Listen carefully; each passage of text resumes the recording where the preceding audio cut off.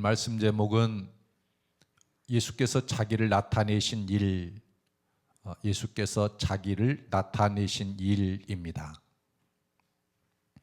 아까 우리가 읽은 1절로 14절 말씀에 1절 말씀을 보면 그 후에 예수께서 디베랴 호수에서 또 제자들에게 자기를 나타내셨으니 나타내신 일은 이러하니라 이렇게 말씀을 합니다.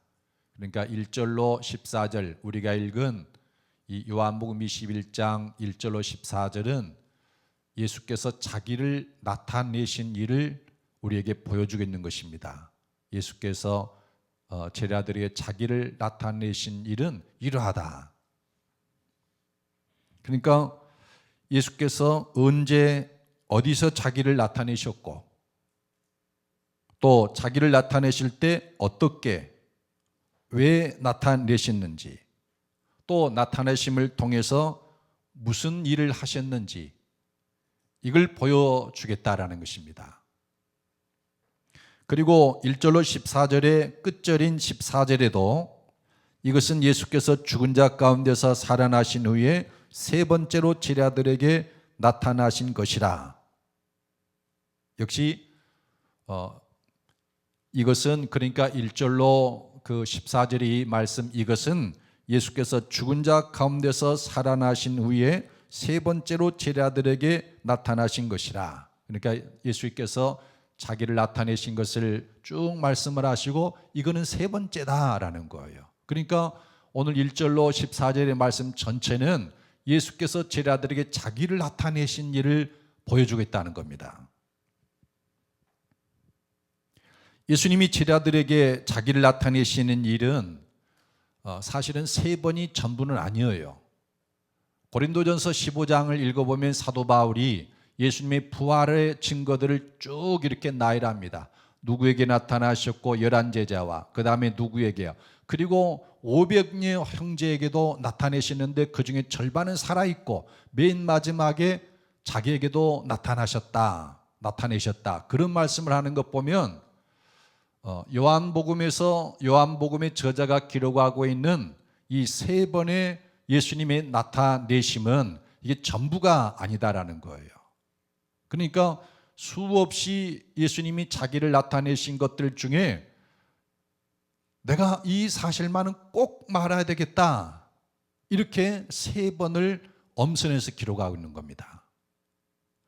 우리가 요한복음 20장 그 30절 말씀을 보면은 요한은 예수님이 수많은 표적을 행하시는 것을 알고 있었어요. 그런데 요한은 예수님이 행하신 그 많은 표적을 기록할 마음이 없어요. 그 중에 7가지만을 딱 엄선해서 그 표적 이야기를 펼쳐냅니다. 왜냐하면 이 7개 표적을 그 이야기를 함을 통해서 자기가 예수님이 어떤 분인가를 증거하고 싶을 때 가장 효과적이라는 것을 알아서 그래서 7가지 표적만을 딱 뽑아서 기록을 했어요. 그런데 그런 방식으로 이 요한복음의 저자는 예수님이 부활하신 다음에 자기를 나타내신 일에 대해서 3번을 말한다는 거예요. 이게 예수님의 부활이 무엇을 의미하는지 가장 잘 설명해 줄 수 있는 것이기 때문에 부활에 대해서 3번을 말씀한다는 겁니다. 첫 번째 예수께서 제자들에게 자기를 나타내신 것은 예수께서 죽은 자 가운데 살아나신 그 부활하신 저녁 때였어요. 새벽에는 막달라 마리아에게 자기를 나타내셨죠. 여자들에게. 그런데 제자들에게 첫 번째 나타내신 것은 부활하신 날, 즉 안식 후 첫날 오늘 주일 저녁 때였어요. 예수님이 제자들에게 나타나서 말씀을 하십니다. 20장 21절 22절에 보면 아버지께서 나를 보내신 것 같이 나도 너희를 보내노라. 그리고 그들을 향하사 숨을 내쉬며 이르시되 성령을 받으라. 이게 요한복음의 저자가 예수님이 자기를 나타내신 그 일의 첫 번째로 소개하는 바입니다.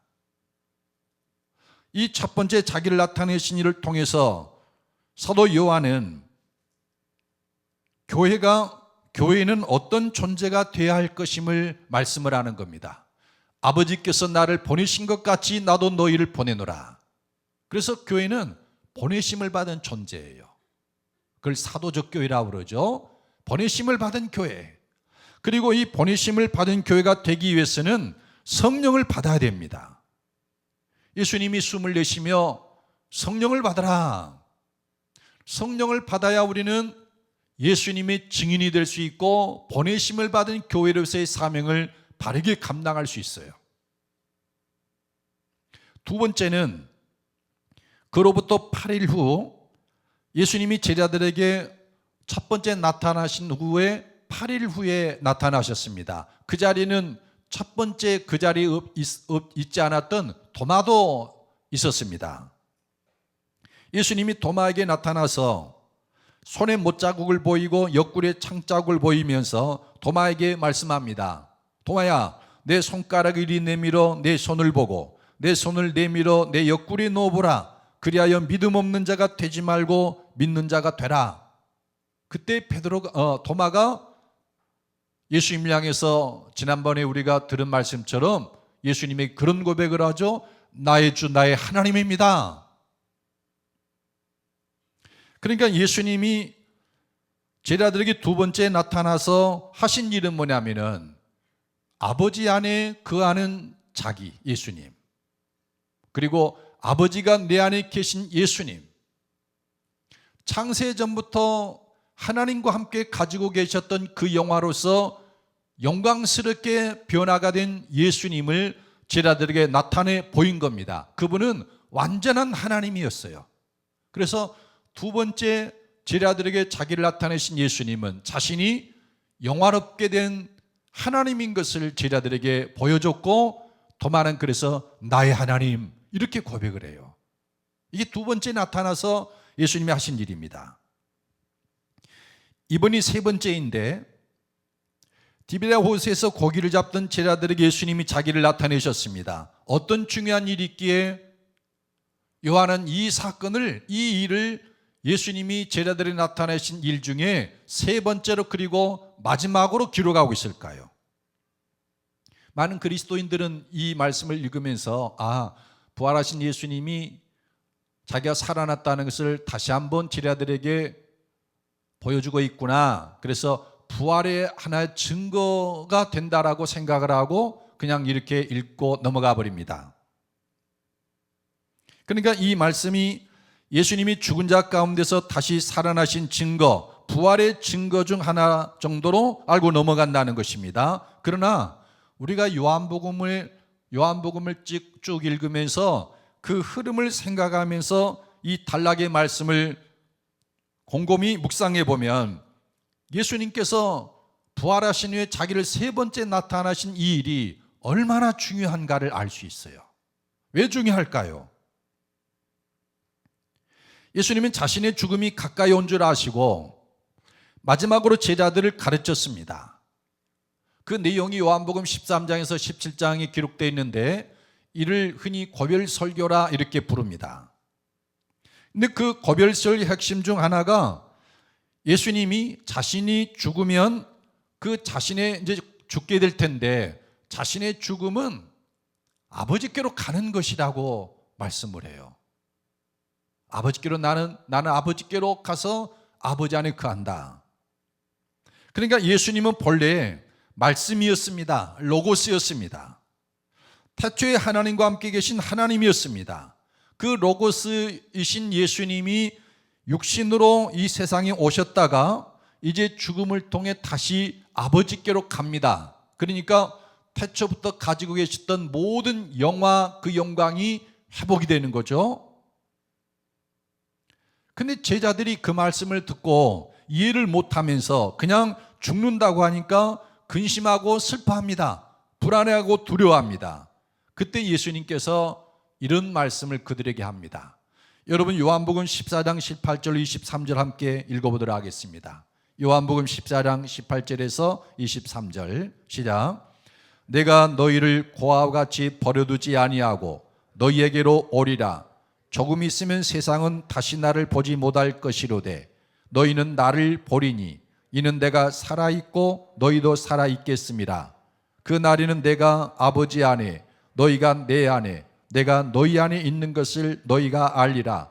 나의 계명을 지키는 자라야 나를 사랑하는 자니 나를 사랑하는 자는 내 아버지께 사랑을 받을 것이요 나도 그를 사랑하여 그에게 나를 나타내리라. 가룟이 아닌 유다가 이르되 주여 어찌하여 자기를 우리에게는 나타내시고 세상에는 아니하려 하시나이까. 예수께서 대답하여 이르시되 사람이 나를 사랑하면 내 말을 지키리니 내 아버지께서 그를 사랑하실 것이요 우리가 그에게 가서 거처를 그와 함께 하리라. 이 요한복음 14장 18절로 23절은 이 말씀을 통해서 예수님이 하시는 것은 그 주요 내용이 세 가지입니다. 하나는 내가 너희에게로 와서 너희와 거처를 함께 하겠다라는 것입니다. 그러니까 예수님이 죽음을 통해서 나는 이제 아버지께로 간다고 하니까 제자들이 불안해하고 두려워하고 근심합니다. 그러니까 예수님이 내가 아버지께로 가지만 다시 너희에게로 와서 너희와 거처를 함께 하겠다. 너희들과 함께 있겠다. 18절에 내가 너희를 고와 같이 버려두지 아니하고 너희에게로 오리라. 그러니까 예수님의 죽음은 예수님이 아버지께로 가서 아버지 안에 거하는 것입니다. 그러나 예수님은 하나님 아버지 안에 거하실 뿐만 아니라 다시 와서 제자들과 거처를 함께 하겠다라는 거예요. 우리가 어떤 물건을 가지고 생각하면 이게 이해가 안 되지만 여러분 그 의미를 한번 생각해 보십시오. 예수님은 아버지 안에 거하고 아버지 안에 거하시면서 동시에 제자들과 함께 거하시겠다. 이거를 가르치는 거예요. 그 다음에 두 번째로는 예수님이 제자들과 함께 거하실 때 제자들은 예수님을 볼 수 있지만 세상은 예수님을 볼 수 없다라는 겁니다. 19절에 보면 조금 있으면 세상은 다시 나를 보지 못할 것이로되 너희는 나를 보리니 이는 내가 살아있고 너희도 살아있겠습니다. 그러니까 부활하신 예수님이 제자들과 거처를 함께 하면서 제자들과 함께 계시는데 근데 그 제자들과 함께 계시는 예수님을 아무나 볼 수 있는 게 아니라 제자들은 보는데 세상은 보지를 못한다는 거예요. 그러니까 십자가에 못 박혀 죽기 전에 예수님은 누구나 볼 수 있었어요. 믿는 사람도 믿지 않는 사람도. 그런데 십자가에서 죽으시고 부활하신 예수님은 아무나 볼 수 없다는 겁니다. 세상은 보지 못하고 너희는 보리라. 그 다음에 세 번째로는 예수님이 다시 와서 제자들과 거처를 함께 하는 것은 조금 후에 될 일입니다. 19절에 조금 있으면 너희가 나를 다시 보지 못하겠고 또 조금 있으면 나를 보리라 하시니. 그러니까 예수님이 아버지께로 가는 것이나 다시 와서 제자들에게 와서 거처를 함께 하는 것은 모두 조금 있으면 될 일이다. 많은 분들이 예수님이 요한복음 그 14장에서 아버지께로 간다라고 이렇게 말씀하실 때 승천으로 생각을 해요. 하늘로 올라가셨다가 그 다음에 다시 오셔서 제자들과 함께 계시겠다 이렇게 말하는 것을 재림으로 해석을 합니다. 그런데 그것은 정말 잘못된 해석이에요. 재림으로 해석하는 것은 요한복음이 가르치려는 메시지를 해치는 큰 악입니다. 그러니까 예수님이 조금 후에 조금 있으면 너희가 나를 보지 못하겠고 그리고 또 조금 있으면 나를 보리라 하는 이 말씀은 그 말씀 그대로 조금 후에 될 일이에요.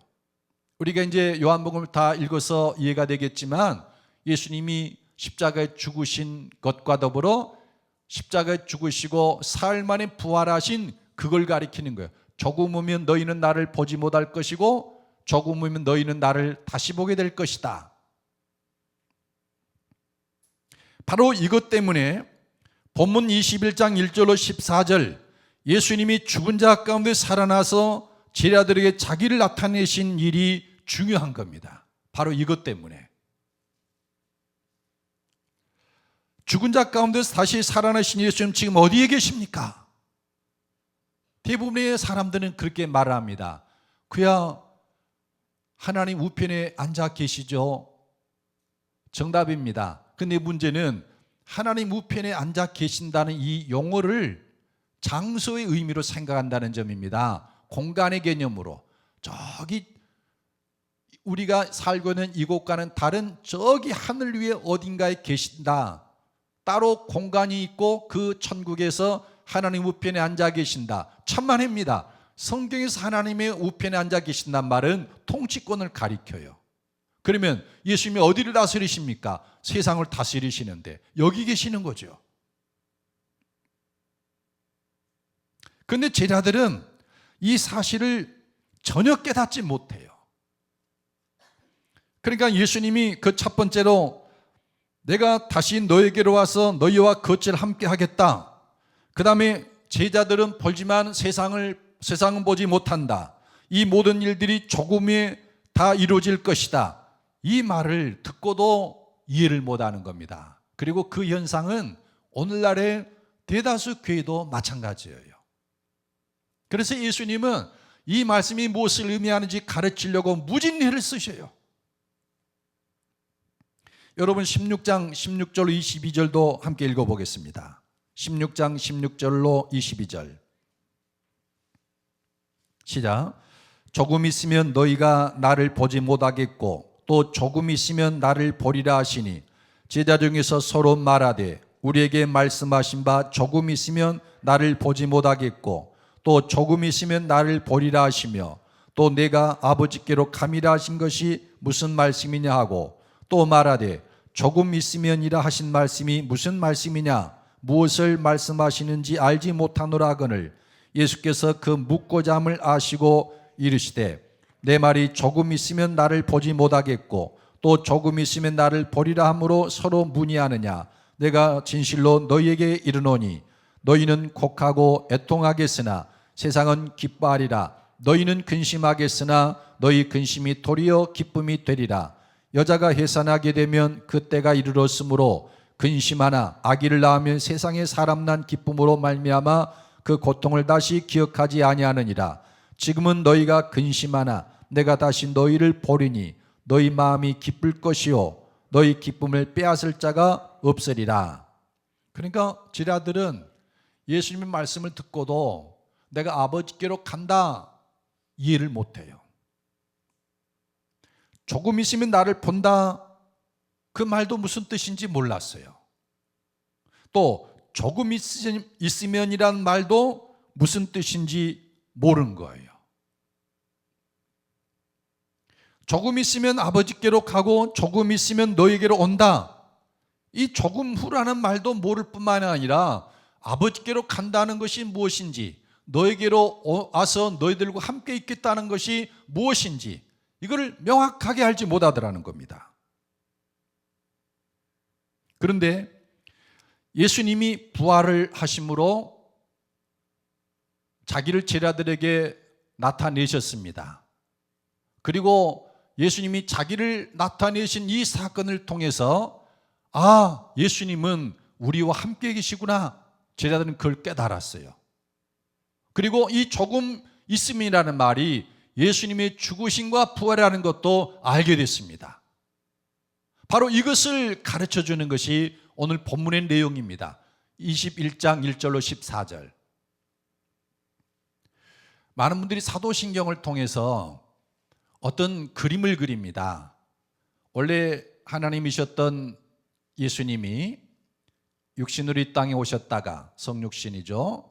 십자가에 죽으시고 부활하신 다음에 승천하셨다가 그리고 어느 땐가 다시 재림하셔서 세상을 심판하시고 이 땅에 하나님의 나라 천년왕국을 세우신다. 이렇게 생각을 합니다. 그런데 여러분 오늘 우리가 읽은 요한복음이나 마태복음, 마가복음, 누가복음을 복음서를 읽어보면 그 끝은 언제나 제자들과 함께 거하시는 예수님이에요. 마태복음 28장에도 내가 세상 끝날까지 너희와 함께 있으면서 제자들에게 내가 가르친 말을 너희도 가르치고 세례를 주고 제자를 삼으라. 그러면서 내가 너희와 항상 함께 있겠다고 말씀을 하시고, 마가복음 16장에도 예수님 믿는 사람들에게 권세와 능력을 주어서 병을 고치고 귀신을 쫓아내며 천국 복음을 전파하라고 할 때 함께 계신다고 그랬어요. 그리고 요한복음에도 바라보면은 부활하신 예수님이 제달 중에 계시는 겁니다. 딱 누가복음 하나만 예수님이 부활하신 다음에 하늘로 올라가셨다는 말씀과 그리고 다시 오신다는 말씀이 기록됩니다. 그런데 유심히 읽어보면은 가로가 딱 쳐졌어요. 하늘로 올라가셨다 승천한 말이, 그 말은 무슨 뜻이냐면은 어떤 사본에는 그 말이 없다 이런 뜻이에요. 그러니까 누가복음을 읽던 초대교회가 고민을 한 거예요. 예수님이 하늘로 올라가셨다고 하니까 다른 복음사하고 맞질 않는 거예요. 두 가지 가능성이 있는데, 맞지 않으니까 가로를 쳤거나 본래 없었는데 나중에 집어넣거나 둘 중에 하나예요. 그러니까 예수님이 하늘로 올라가셨느냐, 지금 우리 함께 계시냐, 이 문제로 사실은 누가복음도 굉장히 고민하고 씨름했다는 거예요. 그러니까 마태복음, 마가복음, 요한복음에는 부활하신 예수님은 우리 중에 거하신다는 것을 공통으로 말하고 있고, 누가복음도 그 문제로 가지고 굉장히 많은 고민을 하는 거예요. 여러분, 오늘 요한복음 21장 1절로 14절을 통해서 우리에게 가르치는 바는 바로 이것입니다. 부활하신 예수님은 우리 중에 거하신다. 그 거처가 저 하늘이거나 우리가 생각하는 저 공간 우주에 있는 어떤 하늘이거나 어떤 다른 신비스러운 장소가 아니라 예수님을 사랑하고 믿는 그 제자들, 그들이 거하는 그곳에 예수님도 거처를 함께 하신다라는 거예요. 여러분, 이것을 믿으십니까?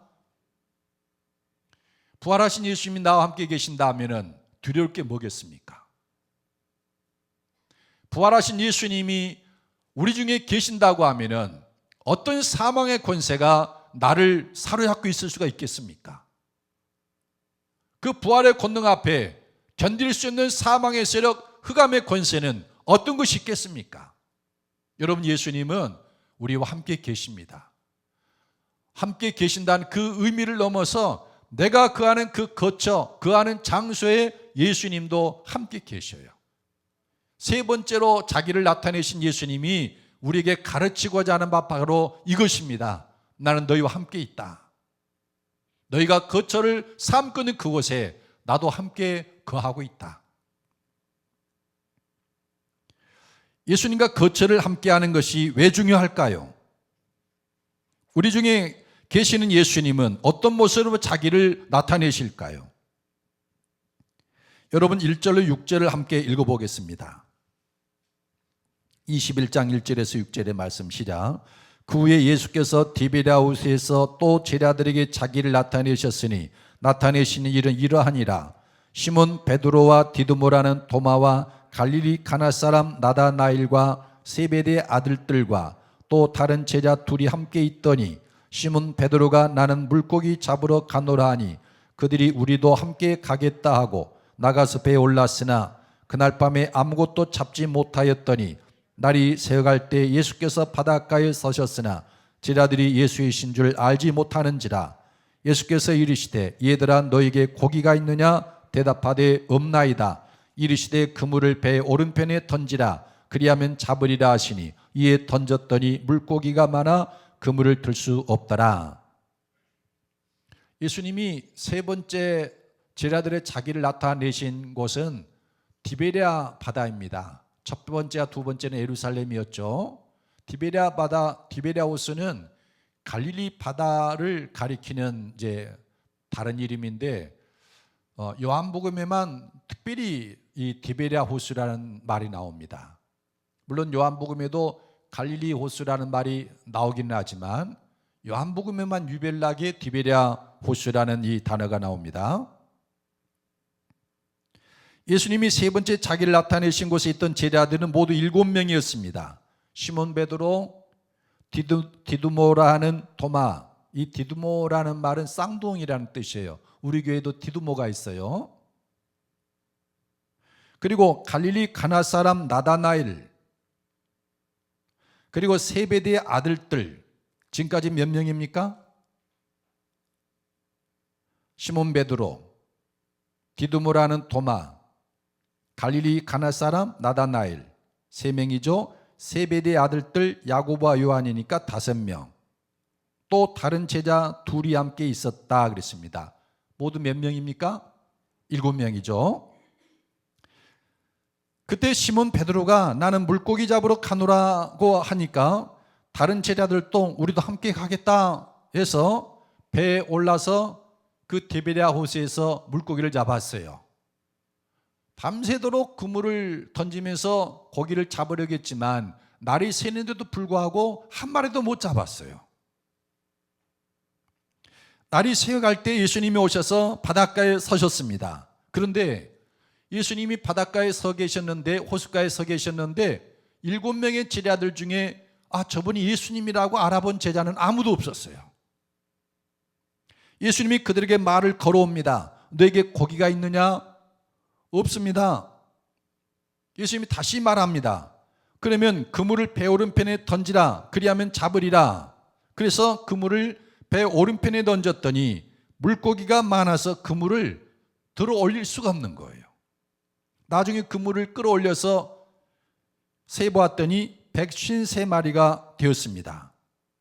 우리가 그 디베랴 호수를 방문해서 그때 그 물고기를 주문해서 먹은 적이 있습니다. 저는 여러 차례 그 물고기를 갈 때마다 먹어서 여러 마리를 먹었는데 제 손바닥보다도 더 커요. 그러니까 한 1kg 정도도 될 수 있다는 겁니다. 153마리면 한 마리에 1kg라면 몇 킬로 정도 되겠습니까? 153kg이에요. 어른이라고 해도 쉽게 끌어올릴 수가 없는 그런 무게였겠죠. 여담입니다마는 이 말씀에서 우리나라의 모나미 볼펜 153 모나미 볼펜이 유래했습니다. 우리나라 그 볼펜 보면은 모나미 153 볼펜이라고 써 있죠.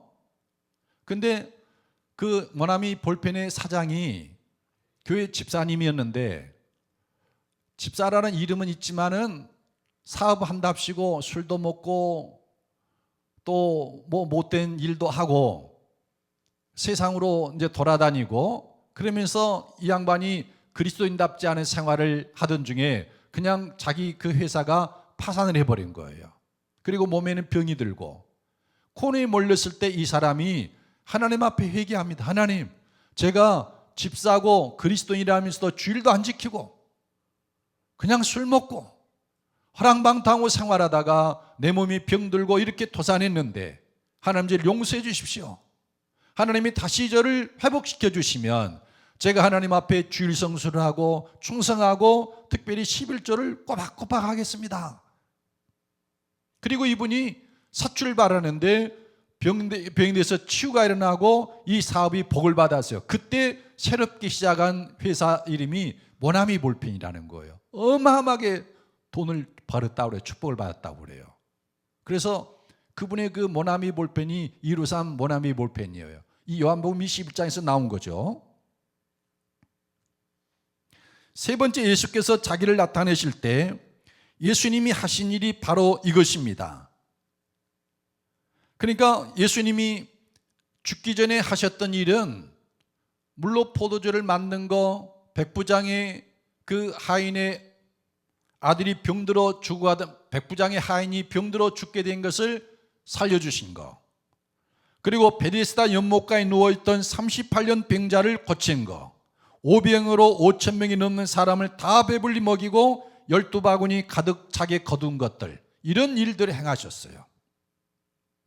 그런데 죽은 자 가운데 살아나신 예수님은 밤이 새도록 고기 하나 잡지 못하던 제자들에게 나타나서 그물이 찢어질 정도로 그렇게 그물에 가득 고기를 잡게 하셨습니다. 이 일이 우리에게 주는 가르침은 다음 2가지인데, 하나는 부활하신 후에도 예수님은 그의 제자들과 함께 하시며 그들의 삶을 풍성케 하신다는 점이에요. 이 일은 예수님이 살아계시고 생전에 제자들과 함께 계시면서 일으켰던 그런 일들, 예수님이 요한복음 10장 10절에 보면은 도적이 오는 것은 사람을 죽이고 훔치고 그런 망하게 함으로 왔지만 내가 온 것은 양으로 하여금 생명을 얻게 하고도 풍성케 하려 함이라 그랬지 않습니까? 그 일을 죽으시고 부활하신 다음에도 똑같이 행하시더라는 거예요. 부활하신 이후에 예수님은 그를 사랑하는 제자들과 거처를 함께 하시면서 생전에 하셨던 그 일을 똑같이 하고 계신다. 이것이 예수님이 세 번째 자기를 나타내신 일이 말하고자 하는 바입니다. 그리고 또 한 가지는 오늘 이 말씀이 우리에게 가르치는 두 번째 교훈은 예수님의 음성을 듣는 자는 살아난다는 점이에요. 제자들이 디베랴호수에서 물고기를 잡는 것은 영적인 태보요 죽음입니다. 그러니까 지금쯤 제자들은 성령으로 충만함을 얻어서 사람을 낚는 어부가 돼 있어야 합니다. 그런데 나는 물고기 잡으러 가노라. 그리고 물고기 잡는 그 옛생활로 돌아가서도 태보하고 죽음 가운데 있는 이 제자들입니다. 그런데 그 제자들에게 예수님이 나타나셨습니다. 너에게 고기가 있느냐? 없습니다. 그러면 배 오른편에 그물을 던져라. 예수님의 음성을 들었던 이 제자들은 자기들이 날이 새도록 그물을 던졌지만 한 마리도 잡지 못했는데 그물에 가득 잡을 수 있었어요. 제자들이 나는 물고기 잡으러 가노라 하는 시몬 베드로의 말을 들었을 때 그들은 실패와 좌절과 어둠뿐이었어요. 그런데 오른편에 그물을 던져라는 예수님의 음성을 들었을 때 그들은 상상할 수 없는 것들을 낚아올린 거예요. 11절을 보면은 예수님의 음성을 듣는 사람들이 경험한 것이 나와 있는데 시몬 베드로가 올라가서 그물을 육지에 끌어올리니 가득히 찬 큰 물고기가 153마리라 이같이 많으나 그물이 찢어지지 아니하였더라. 충분히 그물이 찢어지고도 남을 텐데도 그물이 찢어지지 않아요. 그리고 그물 가득하게 153마리나 고기가 있더라는 거예요. 이 고기 이름이 피터핏입니다. 베드로를 영어로는 피터라고 그러죠. 그래서 거기 가보면은 피터핏이 이렇게 말하면은 알아서 내와요. 이따만해 큰 거. 그래서 껍질을 벗기고 소금을 치고 그리고 레몬즙을 짜는 다음에 그걸 먹는 거예요. 베드로 고기. 부활하신 예수님은 제자들 중에 함께 계십니다. 그리고 여전히 예수님은 그들의 삶에 생명을 공급하고 풍성케 하십니다. 그리고 예수님의 음성을 듣는 자들은 살아나요. 여기서 우리는 한 가지 의문이 생깁니다. 부활하신 예수님은 그의 제자들, 즉 그리스도인들과 함께 계신다면 왜 많은 그리스도인들이 예수님을 볼 수 없을까요? 예수님의 음성을 듣지 못하는 것일까요? 우리가 이미 읽어본 것처럼 조금 후에 예수님은 죽으시고 사흘도 지나지 않아서 부활하시고 제자들을 그와 같이 버려두지 아니하고 찾아오셨어요. 그리고 그들과 함께 계십니다. 그리고 그 예수님을 우리는 지금도 볼 수 있어야 됩니다. 그 음성을 들어야 되고. 그런데 왜 많은 그리스도인이 예수님을 볼 수도 없고 그리고 음성을 듣지 못하는 것일까요? 오늘 말씀을 보면은 부활하신 예수님은 이전과는 다른 모습으로 나타나십니다. 그러니까 죽은 자 가운데 살아나신 예수님이 제자들에게 자기를 나타내실 때 그때마다 곧바로 예수님을 알아본 경우는 한 번도 없었어요. 부활하신 예수님이 나타나시면 오랫동안 예수님과 함께한 제자들이기 때문에 금방 알아봐야 될 것 아니겠습니까? 그런데 부활하신 예수님을 만나본 사람들 중에 한 번도 예수님이다 하고 이렇게 알아본 경우는 없었다라는 거예요. 여러분 요한복음 20장 14절로 16절 같이 읽어보겠습니다. 성경을 보시고 요한복음 20장 14절로 16절 시작. 이 말을 하고 뒤로 돌이켜 예수께서 서 계신 것을 보았으나 예수이신 줄은 알지 못하더라. 예수께서 이르시되 여자여 어찌하여 울며 누구를 찾느냐 하시니 마리아는 그가 동산직인 줄 알고 이르되 주여 당신이 옮겼거든 어디 두었는지 내게 이르소서 그리하면 내가 가져가리이다. 예수께서 마리아야 하시거늘 마리아가 돌이켜 히브리 말로 라보니 하니 이는 선생님이라는 말이라. 14절을 보면 분명 부활하신 예수님이 마리아 뒤에 서 계셨지만 마리아는 보고도 알아보지 못해요. 돌이켜 예수께서 서 계신 것을 보았으나 예수이신 줄은 알지 못하더라. 15절을 보면 예수께서 여자여 어찌하여 울며 누구를 찾느냐 물으실 때 마리아는 그가 동산직인 줄 알았어요. 16절을 보면 예수님이 다시 마리아야 하고 부르실 때 비로소 마리아는 예수님을 알아봅니다. 라보니. 처음에는 몰랐어요. 여러 대화를 하는 중에 나중에 눈이 열리고 예수님을 알아보는 겁니다. 부활하신 예수님을. 누가복음 24장에 기록된 엠마오로 내려가던 두 제자도 마찬가지였습니다. 예수님이 십자가에 못 박힘을 겪은 그 제자들이 낙심해서 자기 고향 마을로 내려갑니다. 예루살렘에서 엠마오로 내려가는데 어느 한 사람이 자기들이 가는 길에 동행을 하는 거예요. 그리고 이런 말 저런 말도 합니다. 예루살렘에서 예수라는 분이 십자가 못 박아 죽었고 그런데 어떤 사람들이 부활했다고도 그러더라. 그러면서 이 제자들도 대화를 나누면서 가고 있는데 그 두 제자는 그가 누구인 줄 전혀 알지를 못해요. 함께 걸어가면서도 대화를 나누면서도 예수님인지 몰랐습니다. 그런데 누가복음 24장 15, 16절 보면 그들이 서로 이야기하며 문의할 때 예수께서 가까이 이르러 그들과 동행하시나 그들이 눈이 가려져서 그인 줄 알아보지 못하거늘. 그리고 몇 시간이 지나서 예수님이 떡을 떼어 그들에게 주실 때 비로소 예수님을 알아봅니다. 누가복음 24장 30, 31절 보면 그들과 함께 음식 잡수실 때 떡을 가리사 축사하시고 떼어 그들에게 주시니 그들의 눈이 밝아져 그인 줄 알아보더니 예수는 그들에게 보이지 아니하시는지라.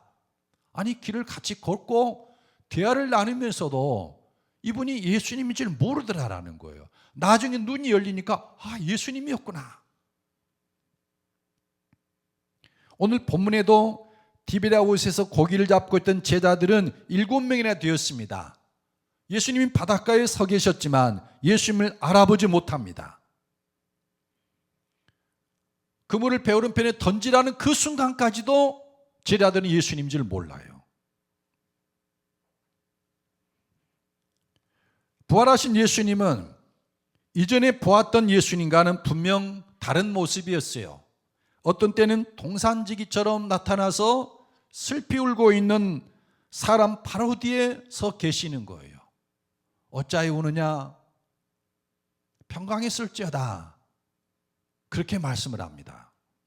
어떤 때는 여행곡으로 나타나서 그들과 동행하며 하나님의 말씀을 풀어주고 깨닫게 하여 심령을 뜨겁게 합니다. 베드로를 비롯한 예수님의 제자 중 핵심 멤버들도 그들 곁에 서 계신 예수님을 알지 못했습니다. 말씀하셨으나 예수님인지 알아보지를 못해요. 그렇다고 해서 예수님이 그들 중에 계시지 않은 것도 아니고 말씀하지도 않은 것도 아니에요. 계속 그들 중에 계시며 말씀하는데 그들은 알아보지를 못해요. 이거는 예수님이 예전에 그 예수님하고는 다른 모습이라는 걸 우리들에게 보여주는 겁니다. 그래서 사람들은 예수님이 자기와 함께 계시고 말씀하시고 위로하고 격려하는데도 불구하고 이걸 알아보지를 못하는 거예요. 왜 우리는 우리 중에 계신 예수님을 알아보지 못하는가? 아까 우리가 본 말씀이지만 세상은 예수님을 알지를 못한다고 그랬어요. 그러나 너희는 나를 볼 것이다. 이 말은 왜 우리가 우리 중에 계신 예수님을 보지 못하는가? 그 음성을 듣지 못하는가? 어쩌면 우리가 세상에 속한 사람일 수도 있다는 거예요. 세상이라고 그러니까 예수를 믿지 않는 사람이라고 생각을 하는데 천만입니다. 예수님 말씀하신 세상은 하나님을 믿는 대제사장들과 서기관들과 백성의 장로들을 포함하는 말이에요. 분명히 하나님을 믿는데 그들은 세상에 속한 자입니다. 그래서 예수님을 알아보질 못해요. 14장 21절에 보면 나의 계명을 지키는 자라야 나를 사랑하는 자니 나를 사랑하는 자는 내 아버지께 사랑을 받을 것이요 나도 그를 사랑하여 그에게 나를 나타내리라. 그러니까 핵심은 예수님을 인격적으로 알고 사랑하는 사람이에요. 사랑을 주고받는 그런 사람. 이런 사람인 예수님께서 수시로 자기를 나타내 보이시고 말씀하신다는 겁니다. 말씀을 맺겠습니다. 부활하신 예수님은 우리와 함께 계십니다. 그러나 세상은 예수님을 보지 못합니다. 예수님을 사랑하는 제자들은 예수님을 볼 수 있고 그 음성을 듣습니다. 여러분, 오늘 말씀을 여러분이 유심히 보십시오. 7명의 제자들 중에 누가 가장 먼저 예수님을 알아보았는가? 7절을 보면 예수께서 사랑하시는 그 제자가 베드로에게 이르되 주님이시라 하니 시몬 베드로가 벗고 있다가 주님이라는 말을 듣고 겉옷을 두른 후에 바다로 뛰어내리더라. 7명의 제자 중에서 가장 먼저 예수님을 알아본 사람은 예수님께로부터 가장 사랑받는 제자였어요. 우리는 그가 요한이라고 생각을 합니다. 요한은 예수님께로부터 가장 큰 사랑을 받았고 예수님을 또 사랑하는 사람이었어요. 그리고 그 요한이 7명의 제자들 중에 가장 먼저 예수님을 알아봅니다. 그 다음에 예수님을 알아본 사람은 그 사랑하는 제자가 그 말을 들은 베드로예요. 아, 예수님이시다. 호숫가에 서 계신 그분, 그리고 그들에게 말씀하시고 실패했던 그 사람들이 물고기 가득 거두게 하셨던 그 말씀하시던 분이 예수님이라는 겁니다. 그리고 봤더니 예수님인 거예요. 아, 예수님!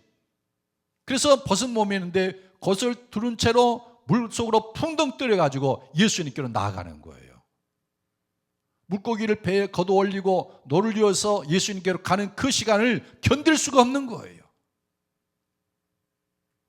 12절에 보면 예수께서 이르시되 와서 조반을 먹으라 하시니 제자들이 주님이신 줄 아는 고로 당신이 누구냐 감히 묻는 자가 없더라.